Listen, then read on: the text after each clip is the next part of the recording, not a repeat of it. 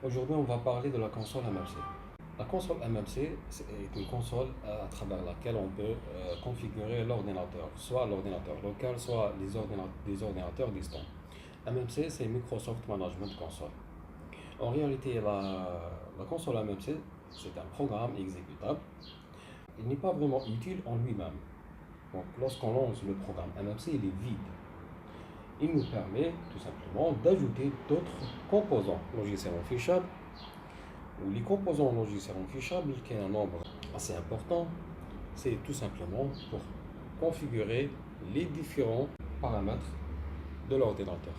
Gérer les certificats de l'ordinateur, gérer les périphériques, gérer les imprimantes, les utilisateurs, les groupes d'utilisateurs, les partages, les périphériques, les disques durs, les volumes, les partitions, créer des volumes, supprimer des volumes, formater des volumes, accéder aux fonctionnalités avancées du pare-feu de Windows, etc.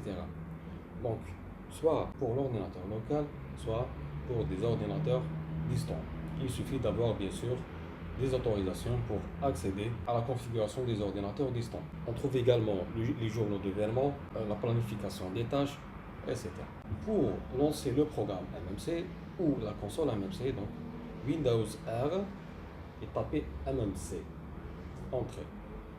Donc avec la console MMC, par défaut elle est vide. Qu'est-ce qu'on va faire ensuite? On va ajouter des composants logiciels en fichier. Clique sur File, Add Remove Snap In. Là, dans la partie gauche, tu as l'ensemble des composants logiciels affichables ou les Snap In. Il y a plusieurs composants logiciels affichables, Device Manager, Disk Manager, journaux d'événements, les objets stratégiques de groupe. Par exemple, on va ajouter le composant logiciel affichable pour gérer les disques. Je clique sur le composant logiciel affichable à ajouter, je clique sur Ajouter, Add. Il va me poser une question, je vais choisir sur quel ordinateur on veut ouvrir le gestionnaire des disques. Soit l'ordinateur local, disk computer, ou un ordinateur distant. Je sélectionne l'ordinateur local et je clique sur Finish. La voici. On peut créer une console MMC qui contient soit un seul composant logiciel affichable ou plusieurs composants logiciels affichables, d'après les outils qu'on veut configurer. Donc on peut personnaliser notre MMC. Par exemple, je peux ajouter les utilisateurs et les groupes locaux. Je clique sur Add. Toujours, il me pose la question, je vais choisir sur quel ordinateur on veut configurer ce composant, soit l'ordinateur local, soit notre ordinateur. Donc, je coche l'ordinateur local, Finish, ainsi de suite. Je clique sur OK. Voilà. Et là, je peux configurer les disques durs, les volumes. Je peux configurer les utilisateurs, créer des utilisateurs, réinitialiser leur mot de passe, créer des groupes, supprimer des utilisateurs, etc. À la fin, je dois sauvegarder cette console MMC et lui donner un nom. Je clique sur File et je clique sur Save. Je choisis l'endroit de sauvegarde, par exemple le bureau. File name, je vais taper le nom de cette console, par exemple Disk, Users, Groups, Management. Et je clique sur Save. Je ferme la console et là je trouve la console MMC que je viens de créer, de personnaliser. Je double-clique, à chaque fois je trouve toujours les mêmes composants logiciels que j'ai ajoutés l'étape précédente. Donc qu'est-ce que je vais faire? Je vais créer une console MMC qui va contenir un outil qui me permettra de configurer les stratégies de l'ordinateur local. Donc je vais lancer la console MMC, Windows R, MMC, entrée. Donc toujours par défaut elle est vide. Je clique sur File, Add Remove Snap In. Je sélectionne le composant logiciel affichable Groupe Policy Object Editor. Je clique sur Add. Je peux choisir un ordinateur distant. Je clique sur Browse et je coche la case Another Computer. Soit je tape le nom Tao, soit Browse à caption le réseau Tao. Donc là, je sélectionne This Computer. OK, Finish, OK. Je le composant logiciel affichable. Qu'est-ce que je vais faire avec cet outil? Tout simplement, je vais par exemple configurer les stratégies de l'ordinateur. Il y a plusieurs stratégies à configurer. Parmi les stratégies, donc par exemple, bloquer l'exécution de quelques applications.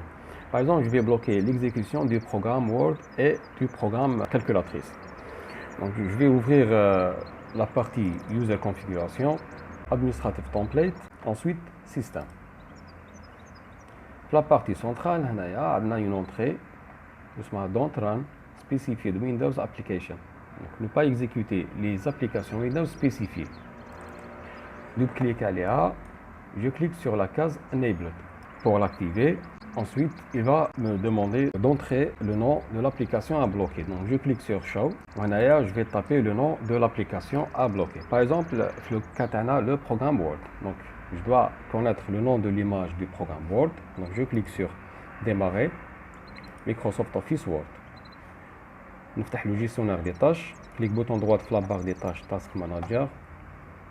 Avec le programme Word TI. Donc, clique bouton droit propriété, avec le nom de l'image WinWord. Copier, avec le gestionnaire des tâches, avec Word.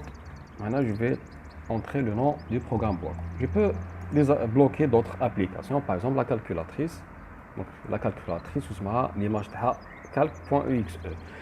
Je peux bloquer d'autres applications, bien sûr. Je clique sur OK et OK.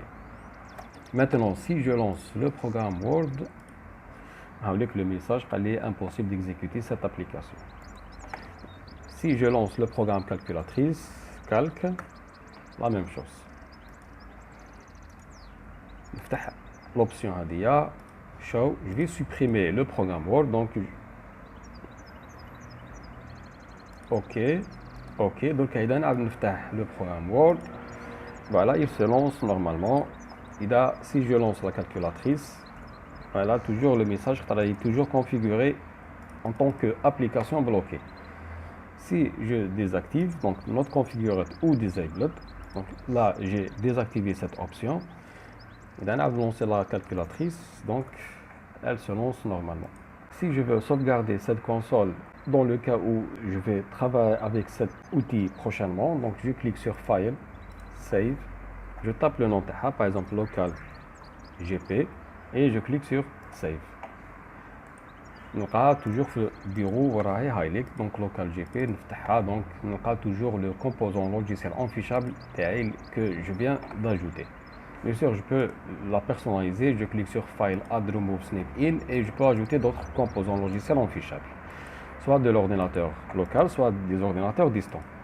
L'outil de gestion des stratégies de groupe de l'ordinateur local, par défaut, il est présent sur les systèmes d'exploitation Windows. Donc, le nom c'est GPEdit. Donc, je peux l'ouvrir Windows R et je tape gpedit.msc. Donc, .msc. Je clique sur OK. Donc, il a toujours le même composant logiciel affichable. Il existe par défaut, donc avec le nom Tao. Et j'ai créé à travers la MMC. Le même rôle, c'est le même composant logiciel affichable. Voilà.